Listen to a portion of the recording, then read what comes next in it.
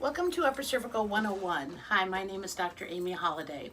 As upper cervical doctors, we look at two major components of the body. The first being a structural component and the second being a neurological component. Now, 9 times out of 10, they are both intertwined, structural as well as neurological. One affects the other, correct? So I'm going to give you just a brief summation of some of the things that can get helped and give you a little bit clearer understanding as to why upper cervical has the results it does for so many different symptomologies. Here, let's talk about the structural part. Welcome to the wonderful world of the atlas bone. The atlas is the very first bone in your neck, and it sits directly underneath your skull, okay? In the event of any kind of an accident or injury, therefore dislodging this bone, even by 1/4 of a degree, it could wreak havoc on the rest of your spine. This is a neat little depiction showing, and you've probably heard the term scoliosis, blown disc, herniation. That could all happen throughout your spine. This is where people have low back pain. Then it gets into their SI joints or their hip joint, down their knee. You remember that song, the head bone's connected to the neck bone? There has a lot of validity in that. Everything is interrelated in the spine. People that come in with upper cervical misalignments may have shoulder problems. They may have problems with their elbow, even carpal tunnel syndrome, okay? So your whole framework and structure is such that if this top bone is out of place, unfortunately the rest of the body has to compensate, and then it unfortunately will wear down throughout time. Last thing I want to talk about with the structural side is just a wonderful analogy. Let's say you were driving your car and you get a little bit of a fender bender, okay? You get back in your car, you start going down the road, and all of a sudden you feel it kind of like pulling to the left or pulling to the right. Well, what are you going to do? You're going to take it to the auto body mechanic and check its alignment, right? We're the same way as upper cervical doctors.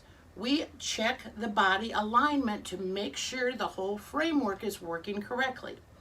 If it does not, if you do not take your car and get it realigned, what's going to happen to the tires on it, right? They're going to wear unequally, okay? If you continue to neglect, unfortunately, then the internal components are going to start knocking and pinging, and then unfortunately, all of a sudden, the check engine lights are going to start flashing, okay? Those are the same things as symptoms. They start showing out and saying, ouch, this really hurts, I need help, okay? That's the structural side. Now let's talk about the neurological side. This is the serious part of it. This is where we have patients with fibromyalgia, inner ear disorders, vertigo, tinnitus, heart disease, pancreatitis, diabetes, all that kind of internal systems or neurological component.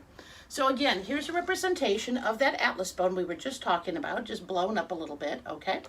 Base of the skull, atlas, and then axis. What's so important about that is the brainstem, okay? That goes between these structures. Now, if, again, we have a misalignment, the brain all day and night long have to transmit messages via the brainstem to all parts of the body. Isn't it great that we can go down the road and eat at a restaurant and we don't have to pause and say, okay, everybody ready?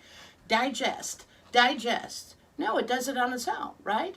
The brain 24/7 takes messages internally in the brain network via the brainstem to all parts of the body, 24/7, sending those messages.